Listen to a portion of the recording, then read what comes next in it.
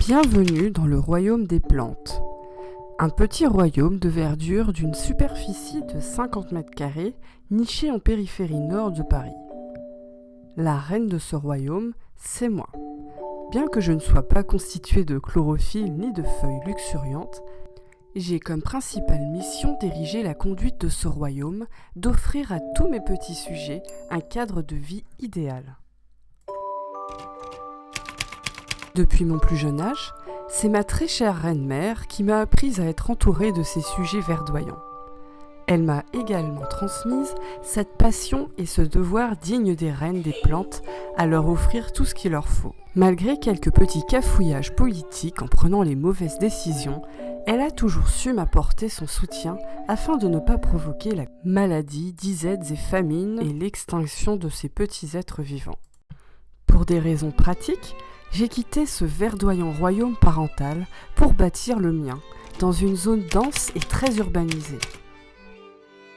Je vis en ville et cette jungle urbaine est devenue plus qu'une nécessité. C'est ce que je vais vous raconter à travers cet épisode. Les plantes ont des pouvoirs magiques et elles apportent beaucoup de bonnes choses dans notre quotidien. Voici comment elles ont occupé au fil du temps une place grandissante dans ma vie et mon intérieur.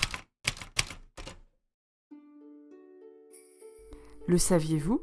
Les premières plantes cultivées en intérieur remontent à des milliers d'années. Durant la période antique, on cultivait déjà des plantes à l'intérieur pour des raisons esthétiques, médicinales et religieuses. Au fil du temps, on a créé des serres et des orangeries parmi les classes les plus aisées pour y cultiver des plantes exotiques. C'est à partir du 19e siècle, en Europe et en Amérique du Nord, que les classes les plus aisées ont commencé à se créer des petits jardins d'intérieur. L'engouement, à travers les plantes exotiques et la culture de pots, ont permis par la suite de démocratiser le besoin et l'envie d'avoir des plantes à la maison. Puis, au XXe siècle, des recherches ont démontré les bienfaits des plantes d'intérieur pour la purification de l'air et la réduction du stress. Cette prise de conscience a contribué à renforcer la popularité des plantes comme élément bénéfique pour la santé. Année 2010 à Paris. C'est là que j'ai commencé à m'intéresser aux plantes d'intérieur. Au départ, uniquement là pour décorer, j'ai commencé par adopter diverses variétés, cactus, plantes grasses, exotiques, et nombreuses d'entre elles ont succombé. Je n'étais pas forcément très douée pour m'en occuper, mais avec le temps et un peu d'attention, je me suis rendu compte que seuls certains types de plantes me correspondaient, les plantes à feuilles vertes et exotiques.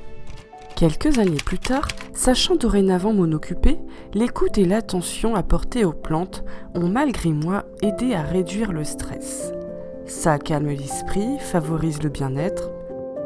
Arroser, tailler, rempoter et observer la croissance, ne serait-ce que 10 petites minutes par jour, peuvent devenir des rituels apaisants qui favorisent la relaxation et la réflexion. Par ailleurs, ce qui fait tout le charme de ma décoration intérieure, c'est la luxuriance apportée par ces nombreuses plantes. Elles grimpent, courent sur les murs, la toiture. On a l'impression de vivre comme à l'extérieur. Et leurs feuilles graphiques apparaissent comme des œuvres d'art modélisées par Dame Nature en personne. Si je fais le avant-après avec et sans plantes dans ma maison, la métamorphose est sans équivoque. Les plantes ont incroyablement embelli ma maison. Et c'est un réel bonheur que de vivre dans une maison esthétisée par cette nature environnante. Deux fois par an, c'est l'heure de l'Assemblée générale du royaume. Cette première assemblée a lieu juste après le long repos hivernal au printemps. Elle consiste à faire un grand entretien aux étapes clés de la vie d'une plante. Au printemps pour le réveil et à l'automne juste avant de dormir. L'objectif est de préparer les plantes pour la prochaine étape. Le printemps et la saison estivale sont des périodes propices pour stimuler la pousse des plantes. Alors je retire les feuilles mortes, je nettoie en profondeur la poussière sur les feuilles vertes et je leur fais prendre un grand bain afin d'humidifier la terre. Et si ce n'est pas un bain, c'est la douche qui est tout aussi efficace pour bien humidifier le terreau. Et à partir de ce moment-là, j'apporterai à mes plantes chaque semaine de super engrais naturels en provenance de mon bokashi. Le bokashi est une méthode de compostage qui utilise des micro-organismes pour décomposer les déchets organiques. Durant tout l'hiver, je l'utilise afin de récolter le thé à bokashi qui est riche en nutriments et micro-organismes. Ce thé, qui a une étrange odeur, je ne vais pas vous le cacher, va être dilué afin que je puisse arroser les sols de mes plantes et de mon jardin. Ainsi, tout mon petit royaume sera requinqué et reboosté pour pousser au maximum durant la période fertile. C'est aussi la période idéale pour rempoter les plantes qui ont besoin d'un pot plus gros. Certaines de mes plantes vont d'ailleurs passer le printemps et l'été dehors, car généralement les plantes à l'extérieur durant cette saison ont une pousse qui est décuplée. Pour cette dernière partie de vidéo, je voulais vous présenter les plantes en 2018 et à quoi elles ressemblent aujourd'hui. Car, comme tout être vivant sur cette terre, les plantes aussi prennent de l'âge. Elles grandissent, vieillissent. Par exemple, un monstera peut vivre jusqu'à 30 ans. Mon asparagus, lui, peut vivre aussi des dizaines d'années. Et cet avocatier peut vivre aussi longtemps qu'un être humain, si ce n'est plus. Les plantes peuvent nous accompagner toute une vie. Lorsqu'on compare les photos d'il y a 5 ans, tout comme moi, elles ont bien changé. Et si elles pouvaient regarder ces vieux souvenirs, elles diraient très certainement que le temps est infaillible et qu'il a bien fait son œuvre.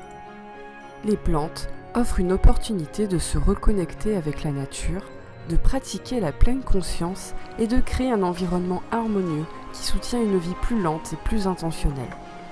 Prendre soin des plantes offre une pause bienvenue dans un monde de plus en plus numérisé et rapide. Cette activité pratique et tangible permet aussi de se déconnecter des écrans et de se concentrer sur l'expérience sensorielle et physique de s'occuper de la nature. Tels sont les bienfaits que ça m'apporte et j'espère que je vous convaincrai à votre tour à adopter 1, 2, même 10 plantes pour pouvoir vous émerveiller et embellir votre intérieur. Merci pour avoir regardé cette vidéo. Je vous dis à très bientôt.